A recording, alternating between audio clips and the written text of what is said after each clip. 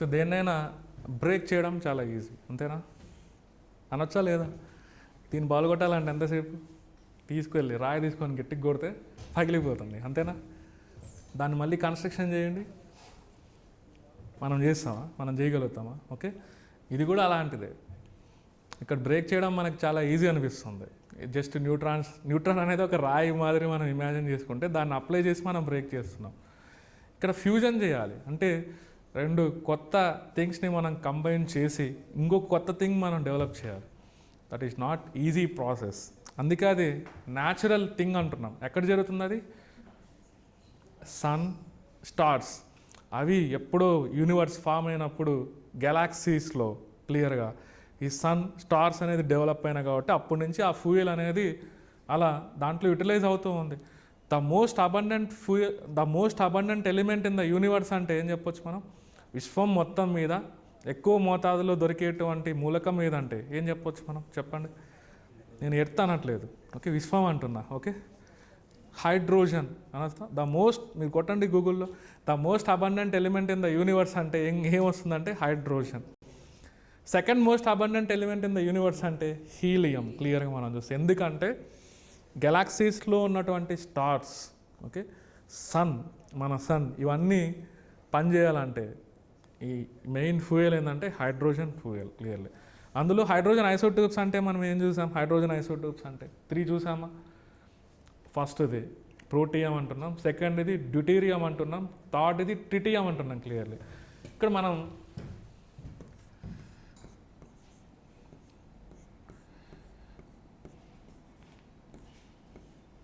ఈ రెండు ఫ్యూజ్ అవుతాయి, దాని న్యూక్లియస్ ఫ్యూజ్ అవుతాయి, ఇక్కడ నుంచి ప్రొడ్యూస్ అయ్యేది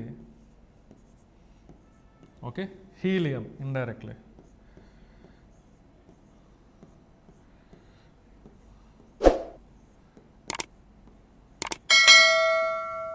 ఇలా ఎనర్జీ అనేది ప్రొడ్యూస్ అవుతుంది. న్యూక్లియస్ రెండు ఫ్యూజ్ అయ్యి అక్కడ ఉన్న సిస్టమ్ డిస్టర్బ్ అయింది కాబట్టి సర్టెన్ అమౌంట్ ఆఫ్ ఎనర్జీ అనేది రిలీజ్ అయింది. ఇది జరగాలంటే చాలా కష్టం అని అంటున్నాను నేను క్లియర్గా. ఓకే, ఇలాంటి న్యూక్లియర్ ఫ్యూజన్ రియాక్షన్ జరగాలంటే ఇక్కడ ఏం అవసరం అంటే first thing high amount of heat energy. అది ఓన్లీ సన్లో, స్టార్స్లో మాత్రమే మనం చూడవచ్చు క్లియర్లీ. ఓకే, ఈ రియాక్షన్ స్టిమ్యులేట్ అవ్వాలంటే బయట నుంచి సరౌండింగ్లో ఎక్కువ మోతాదులో హై అమౌంట్ ఆఫ్ హీట్ అనేది, ఒక సూర్యుడి పైన టెంపరేచర్ ఎంత ఉంటుందో అంత టెంపరేచర్స్ని మనం క్రియేట్ చేయగలిగితే ఈ రియాక్షన్ అనేది స్టార్ట్ అవుతుంది ఇండైరెక్ట్గా. అందుకే దీనికి ఇంకొక పేరు ఏమనొచ్చు? ఇలా అనొచ్చా దీన్ని మనం? ధర్మో అంటే మీనింగ్ ఏంటి? హీట్ అని ఇండైరెక్ట్గా. ధర్మో nuclear reactions. Thermonuclear reaction. So what is the another name of nuclear fusion reaction అంటే ఏమనాలి? ఇంకొక నేమ్ అంటే థర్మోన్యూక్లియర్ రియాక్షన్. ఎందుకని అలా అంటున్నాం? Because it requires huge amount of heat energy. అంత ఎనర్జీ మనం మెయింటైన్ చేయగలిగితేనే ఆ రియాక్షన్స్ అనేది జరుగుతుంది. సాధారణంగా ఎర్త్ పైన సాధారణంగా దీన్ని చేసినట్లు మనం అది చేయలేం. క్లియర్గా మనం చూస్తే అబ్నార్మల్ కండిషన్స్ని మనం క్రియేట్ చేయగలగాలి. అంత టెంపరేచర్, సన్ టెంపరేచర్ మీరు చూస్తే ఆ రేంజెస్లో 10⁶ డిగ్రీ సెంటిగ్రేడ్ ఆ రేంజెస్లో మనం చూడవచ్చు. సర్ఫేస్ పైన, సూర్యుడి పైన టెంపరేచర్స్ మనం చూస్తే అంత టెంపరేచర్స్ ఉండగలుగుతుంది కాబట్టి కంటిన్యూగా హైడ్రోజన్ అనేది ఫ్యూయల్ లోపల న్యూక్లియర్ ఫ్యూజన్ రియాక్షన్ జరిగి ఎనర్జీని ప్రొడ్యూస్ చేస్తుంది కంటిన్యూగా. స్టార్స్లో కూడా అలానే జరుగుతూ ఉంటుంది. మరి ఇవన్నీ మనకు చూస్తే ఇది కూడా ఒక ఎనర్జీ సోర్స్ కిందకే మనం చూడవచ్చు. బట్ ఇప్పటికైతే ఎవడు ఆ ప్రయోగం అంటే దీన్ని ఉపయోగించుకొని ఎలక్ట్రిసిటీని ప్రొడ్యూస్ చేయడం అనేది పెద్ద సవాల్ క్లియర్గా. కానీ దీన్ని ఉపయోగించి బాంబ్స్ మనం తయారు చేయొచ్చు. ఇందాక మనం ఏమన్నాం? అటామిక్ బాంబ్ అన్నాం. అటామిక్ బాంబ్ ఎలా పనిచేస్తుందంటే ఏమని చెప్పాను నేను? Based upon the nuclear fusion reaction, that is uncontrolled nuclear fusion reaction. So next ఇక్కడ మనకి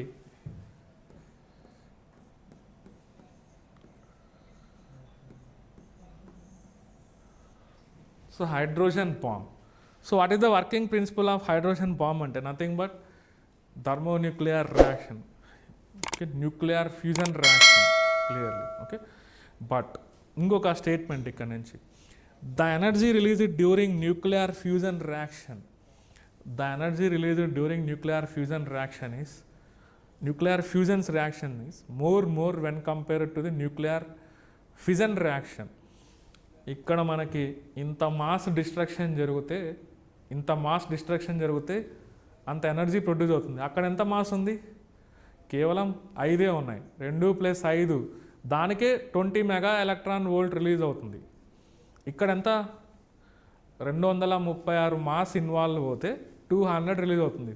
అది కేవలం 5. ఓకే, దీంతో కంపేర్ చేస్తే ఎవరు పవర్ఫుల్ అని చెప్పొచ్చు మనం? మాస్తో కంపేర్ చేస్తే అదే పవర్ఫుల్. మీరు దీంతో కంపేర్ చేస్తే దాని నుంచి వచ్చే ఎనర్జీనే చాలా ఎక్కువ. ఈ మాస్ని ఆ మాస్తో కంపేర్ చేసుకుంటే ఆ వాల్యూ అనేది చేంజ్ అయిపోతుంది. దాదాపుగా 8 టైమ్స్ మీరు చూడొచ్చు క్లియర్గా వాల్యూ అనేది మీరు చూస్తే 8 టైమ్స్ అయింది, ఇంకా ఎక్కువ చూడొచ్చు మనం చూస్తే clearly. Okay, the energy released during nuclear fusion reaction is more when compared to the nuclear fusion reaction. ఇవి చాలా శక్తివంతమైనవి. ఒక hydrogen bomb is equal to 8 atomic bombs అనొచ్చు క్లియర్గా. ఏది పవర్ఫుల్? అటామిక్ బాంబ్ పవర్ఫుల్లా, హైడ్రోజన్ బాంబ్ పవర్ఫుల్లా? Hydrogen bomb. అవి అసలు ఎవరు దానిపైన జనరల్గా ఎక్స్పెరిమెంట్స్ కూడా చేయరు ఎవరు దాని మీద. సో ఆ టెక్నాలజీ కూడా ఉంది అనుకోండి. ఆఫ్ కోర్స్ ఒక్కొక్కసారి ఎప్పుడో కోవిడ్ టైంలో అనుకుంటారు, నార్త్ కొరియా అక్కడున్న సముద్రంలో ఈ హైడ్రోజన్ బాంబ్ని టెస్ట్ చేసింది. దానివల్ల జపాన్లో కొంత ఎర్త్క్వేక్ వచ్చింది. చూడండి, నార్త్ కొరియా హైడ్రోజన్ బాంబ్ని టెస్ట్ చేసింది మనం చూస్తే క్లియర్గా. అది కూడా ఉంది టెక్నాలజీ, కానీ దాన్ని ఎవరు డిస్టర్బ్ చేయరు అలాంటి వాటిని క్లియర్గా. ఓకే, సో అటామిక్ బాంబ్తో కంపేర్ చేస్తే హైడ్రోజన్ బాంబ్ అనేది ఇంకా చాలా చాలా పవర్ఫుల్. అసలు హైడ్రోజన్ బాంబ్ వర్క్ అవ్వాలంటే ముందు అక్కడ ఒక న్యూక్లియర్ ఫిజన్ జరగాలి. ఆ న్యూక్లియర్ ఫిజన్లోనే అంత హీట్ ఎనర్జీని మనం జనరేట్ చేయగలుగుతాం. ఓకే, అప్పుడు మాత్రమే అవి పనిచేస్తాయి. కానీ ఇక్కడ మనం యూజ్ చేయాల్సింది ఏంటి? ఇక్కడ కూడా సేమ్ పవర్. ఓకే, మరి దీనికన్నా అంత శక్తి దాంట్లో విడుదలవుతుంది. కాబట్టి ఒక న్యూక్లియర్ రియాక్టర్లోనే అంత పవర్ ఉంటే మరి దీన్ని బేస్ చేసుకొని పనిచేసేటువంటి రియాక్టర్స్లో ఎంత ఎలక్ట్రిసిటీ ప్రొడ్యూస్ చేయొచ్చో మనం ఇమాజిన్ చేసుకోవచ్చు.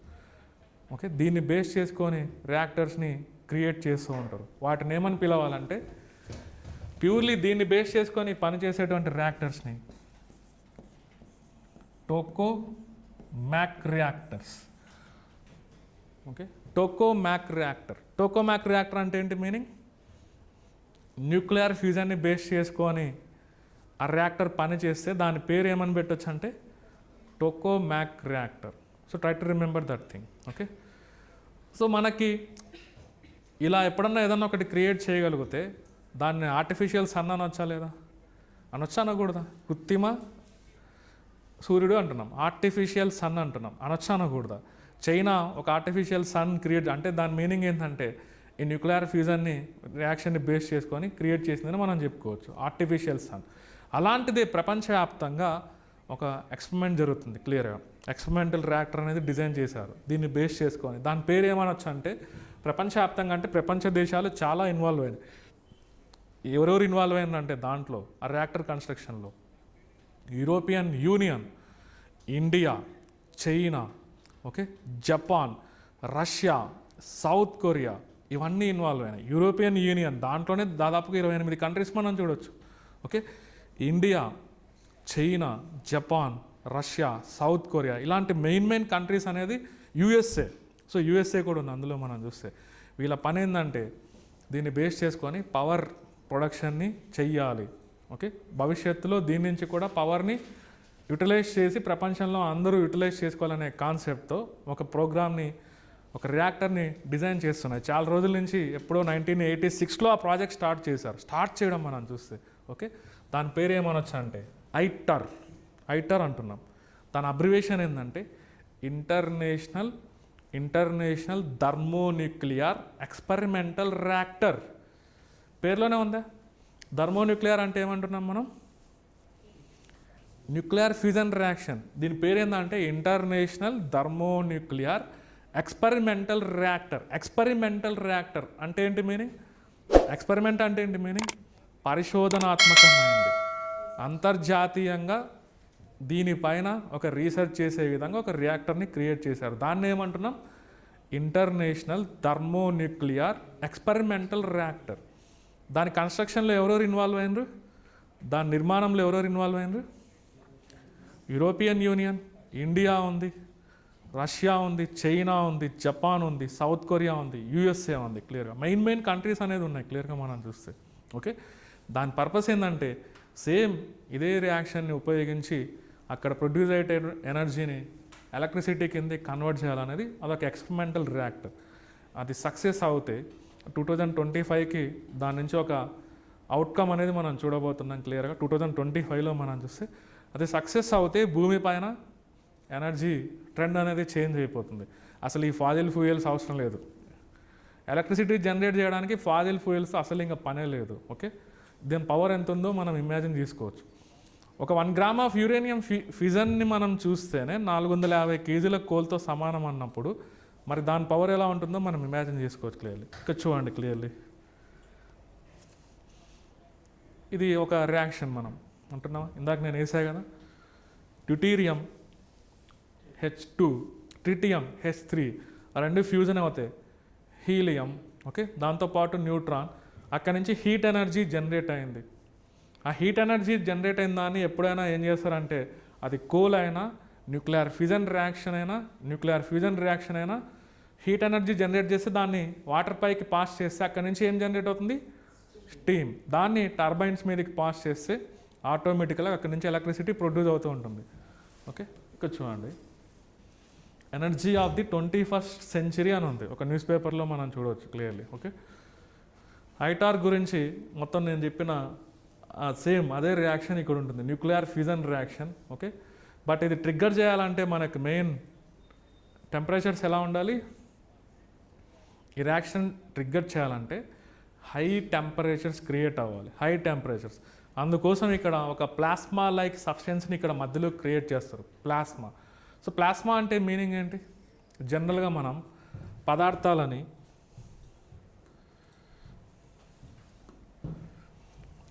So different states of matter అంటే ఏం చెప్పొచ్చు మనం? పదార్థాన్ని ఎన్ని రకాలుగా మనం చూడొచ్చు? Solid, liquid, gas. జనరల్గా ఇది చూడొచ్చు. అబ్నార్మల్ కండిషన్స్లో 4th స్టేట్ ఆఫ్ మ్యాటర్, దాన్నే మనం ఏమంటాం? Plasma. 5th state of matter, దాన్నే మనం ఏమంటాం? Bose Einstein condensate. సో పదార్థాల యొక్క స్థితులు ఎన్ని ఉన్నాయంటే స్టేట్స్, ఈ 5 రకాలని మనం స్కూల్ బుక్స్లో మనం చూస్తూ ఉంటాం. ఒకటేముంది అది తెలుసు మనకి, సాలిడ్, లిక్విడ్ ఫామ్లో మనం చూడొచ్చు, గ్యాసెస్ ఫామ్లో మనం చూడొచ్చు.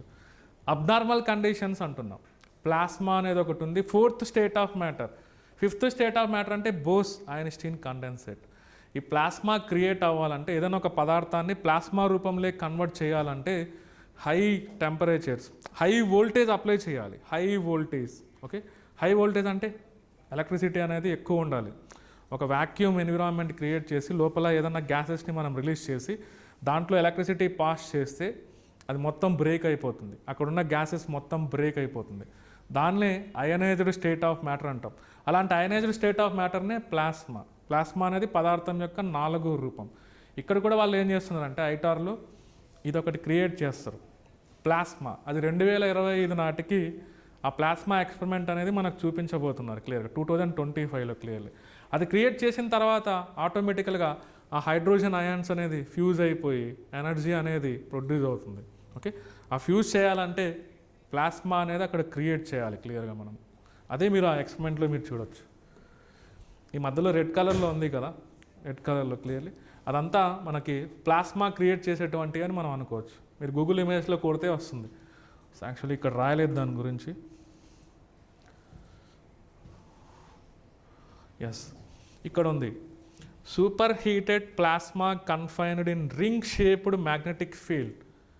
ఇక్కడ చుట్టూ రింగ్ షేప్డ్ మ్యాగ్నెటిక్ ఫీల్డ్ అనేది ఉంటుంది, అక్కడ ఈ ప్లాస్మా అనేది క్రియేట్ చేస్తారు. ఆ ప్లాస్మా అనేది క్రియేట్ అయినప్పుడే ఈ హైడ్రోజన్ అయాన్స్ అనేది చూడండి ఎన్ని degree centigrade, 10 million degree Celsius. ఎక్కడ ఉంటుంది జనరల్గా? 10 మిలియన్ డిగ్రీ సెల్సియస్ అంటే 10⁶ అనొచ్చా? సన్ టెంపరేచర్స్ పైన ఉంటుంది, సన్ యొక్క సర్ఫేస్ పైన ఉంటుంది. ఈ ప్లాస్మా అనేది ఎప్పుడైతే క్రియేట్ అయిందో అనుకోండి, అంత టెంపరేచర్స్ అక్కడ క్రియేట్ చేయొచ్చు. అప్పుడు మాత్రమే ఈ హైడ్రోజన్ అయాన్స్ అనేది ఫ్యూజ్ అయిపోతాయి. ఫ్యూజ్ అయిపోయి దాని నుంచి హీలియం అనేది జనరేట్ అయ్యి దాంతోపాటు హీట్ అనేది ప్రొడ్యూస్ అవుతూ ఉంటుంది క్లియర్గా. ఫస్ట్ థింగ్ ఏంటంటే అక్కడ మెయిన్ థింగ్ ఏంటంటే ఇది క్రియేట్ చేయగలగాలి ప్లాస్మా, అప్పుడు మాత్రమే ఇది పాసిబుల్ అవుతుంది క్లియర్లీ. సో ఇదంతా మనకి ఎక్స్పెరిమెంటల్ రియాక్టర్ పేరులోనే ఉంది. ఓకే, ఎక్స్పెరిమెంటల్ రియాక్టర్ ఎక్కడుంది అసలు? ఇది ఎక్కడుంది? మెయిన్ ఏ దేశంలో కన్స్ట్రక్షన్ చేస్తున్నారు? Any idea? ఇంతసేపు దీని గురించి డిస్కస్ చేశాం కదా, అసలు ఇది ఎక్కడుంది? ఫస్ట్ ఆఫ్ ఆల్ యూఎస్లో ఉందా, జర్మనీలో ఉందా, స్విట్జర్లాండ్లో ఉందా, ఫ్రాన్స్, సదరన్ ఫ్రాన్స్లో ఉంది. సో ఐటార్ లొకేషన్ ఎక్కడ అంటే ఫ్రాన్స్లో సౌత్ రీజియన్లో ఉంది ఎస్పెషల్లీ. ఓకే, ఇది దాదాపుగా 1986 ఆ టైంలో ఈ ప్రాజెక్ట్ స్టార్ట్ చేస్తే అది ఇంకా ఎక్స్పెరిమెంటల్ స్టేజెస్లోనే ఉంది క్లియర్గా. మనం దాదాపుగా 1986 ఇనిషియేషన్ చేసింది అప్పుడే, ఇలా ఒకటి తయారు చేయాలనేది. మనం 35 సంవత్సరాల పైన అవుతుంది క్లియర్గా మనం చూస్తే. ఓకే, 2025 నాటికి ఒక ఫస్ట్ రిజల్ట్ అనేది దానికి సంబంధించి చూడబోతున్నాం అనేది ఈ మధ్యకాలంలో మనం న్యూస్లో మనం చూస్తున్నాం 2025 నాటికి. సో ఐటార్ అంటే ఏంటి abbreviation? International thermonuclear experimental reactor. Thermonuclear అంటే మీనింగ్ ఏంటి? Nuclear fusion reaction clearly.